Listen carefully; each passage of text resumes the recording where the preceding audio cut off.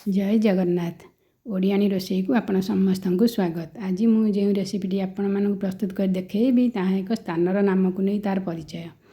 तार ना हूँ टांगी काकरा। टांगी हूँ गोटे स्थानर ना से स्थान में काकराटी प्रस्तुत होथारू आर ना टांगी काकरा। एथपाई मुझे नड़िया छेना मैदा चीनी आउ मसलार गुजराती गोलमरीच पानमधुरी। एबे देखंतु मु पूरा प्रस्तुत करुच्ची। मु फाळे नड़िया को भल भाव कोरी नहीं आउ हाफ लिटर क्षीर को छेना काटी नहीं। मो पाखे जेहेतु दही छेना नथिला एथिरे दही छेना व्यवहार कले बहुत भल टेस्ट आसता है। तेणु मु क्षीर को काटी छेना बनै नहीं। एथिरे मु देइची 2 चामच चीनी। देखंतु 2 चामच चीनी देइची। बळका चीनी को मु रखिची पछरे ताकू व्यवहार करिवि। आपण आपणक स्वाद अनुसार चीनी रो व्यवहार करि परिबे। आपन को जदि अधिक मीठा पसंद ताहले चीनी रो परिमाण मध्य कम बेसी करि परिबे। पूरा को बेसी सुखिला करी भाजिबेनी।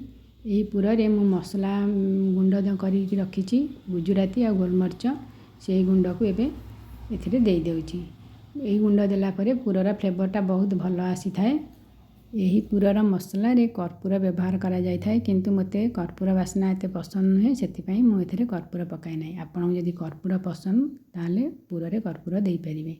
एबे देखंतु पूराटी मोर भाजी हो जायछि। मु एबे ताकू गोटे पात्र को बाहर करी नेउछि। पूरा भाजिला बेले मु 2 चामच चीनी देइथिली आउ बळका चीनी को रखी नेइथिली। मु कहिथिली ताहा कोन करबी पछरे आपन को देखेबी। एबे देखंतु पूरा भाजी हो जायछि। पूराटी मध्ये गरम अछि। सेथिरे मु 2 रु 2.5 चामच चीनी आउ देइ देउछि। आ ताकू भल भाव रे मिसेई नउछि कारण एही चीनी खंड खंड रहिथिबो। ताकू तळे आमे काकरा रे देइकी काकरा को छाणीबा ताहा काकरा भितरे तरळी जिवो। काकरा भितर को बहुत सॉफ्ट मध्ये कर दबो आउ खाइया पई बहुत टेस्ट लागिवो। एबे चलंतु जंतुणीटी प्रस्तुत करिबा। देखंतु यही जो ताटियाटी मुझे देखुची ताटिया मु 1.5 ताटिया पानी नौची आ 1 ताटिया मैदा नहीं। आ एथिरे देउची 2 चामच चीनी आउ स्वाद अनुसार लुण। जेते बेले जंतुणी प्रस्तुत करछंती सब बेले पानी को मापी करी नेबे। देखिबे आपनका जंतुणीटी पूरा परफेक्ट बनिबो। एबे देखंतु पानी फुटिलाणी। एथि पिठार फ्लेवर भल आसिया पई मु एथिरे 1 चामच पान मधुरी को गुंड करी देइची आ 1 चामच गुआ घिया मध्ये देइची। ये सब देले पिठाटी बहुत भल बास्ना आसी थाए। एबे पानी फुटिलाणी।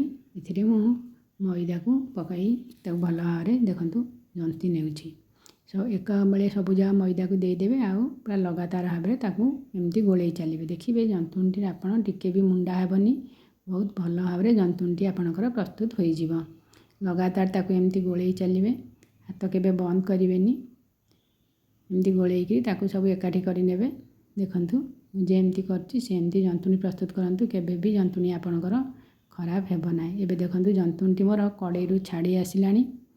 जेहेतु एथिरे मु घियो देइछि एबे याकू आमे बाहर को काढी नेबा। आ मु ताकू गोटे थाली की काढी नेइछि। ताकू किछि समय पई कवर करी रखि देबे। देखिबे जंतुणीटी पूरा नरम होई जिवो। देखंतु जंतुणीटी केते सुंदर भाव नरम होई जे याकू तेल हाथ होई ताकू भल भाव दळी नेबे। जंतुणी की जिते दलिबे पिठाटी आपणकर सेते नरम हेबो आउ पूरा साइज होई तैयारी हेई परिबो। एही काकेरार स्वाद एते भल जे थरे खाइथिबो से बार बार खाइया पई इच्छा करिवो। एबे चलंतु ए काकेरा को मु किपरि तैयारी करूची आपण मानको देखौची तैयारी करी। प्रथमे एमती छोट छोट गोळा करि नेबे आउ 2टी गोळा रे गोटे काकेरा प्रस्तुत हबो। एम देखंतु ऊपर गोळाटा को टिके समान करिवे पूरा प्लेन हबो आ तळ गोळाटा जो ताकू टिके खाल करिवे जो थिरे कि पूरा दिया हबो। देखंतु एटा होची तळ गोळा। ऊपर गोळाटा मु आगे समान करी रखि देली।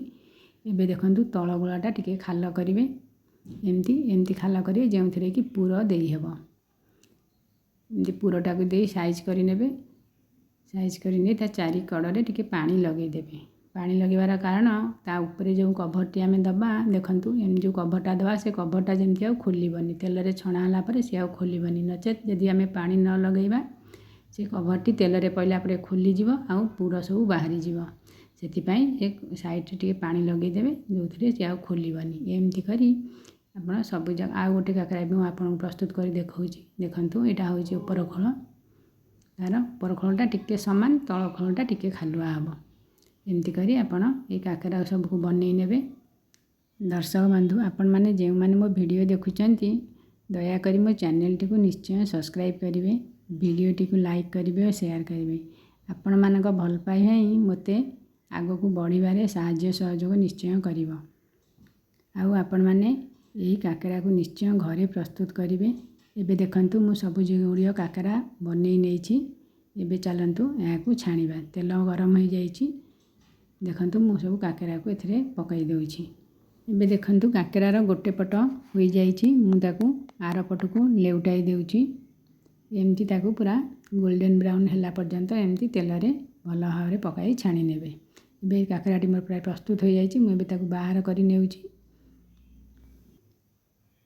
ଏବେ ଦେଖନ୍ତୁ ସବୁ ଗୁଡ଼ିକ କାକରାକୁ ମୁଁ ବାହାର କରି ନେଇଛି ଆଉ ଅବଶିଷ୍ଟ କାକରା ଗୁଡ଼ିକୁ ପୁଣି ତେଲରେ ଦେଇ ଦେଉଛି। ଏମିତି କରି ଆପଣ ସବୁ ଗୁଡ଼ିକ କାକରାକୁ ଛାଣି ନେବେ। ଏବେ ଦେଖନ୍ତୁ ଏ କାକରାଟି ପୁଣି ମୋର ପ୍ରସ୍ତୁତ ହୋଇଯାଇଛି। ମୁଁ ଏହାକୁ ପୁଣି ଛାଣି ନେଉଛି ଆଉ ଆପଣମାନଙ୍କୁ ଦେଖାଉଛି ମୋର ସବୁ ଗୁଡ଼ିକ କାକରା ପ୍ରାୟ ଦେଖନ୍ତୁ ପ୍ରସ୍ତୁତ ହୋଇଯାଇଛି। ଆଶା କରୁଛି ରେସିପିଟି ଆପଣମାନଙ୍କୁ ପସନ୍ଦ ଆସିଥିବ। ପୁଣି ଆପଣମାନଙ୍କ ପାଖକୁ ଆସିବେ ଆଉ ଏକ ନୂଆ ରେସିପିରେ। ନମସ୍କାର, ଜୟ ଜଗନ୍ନାଥ।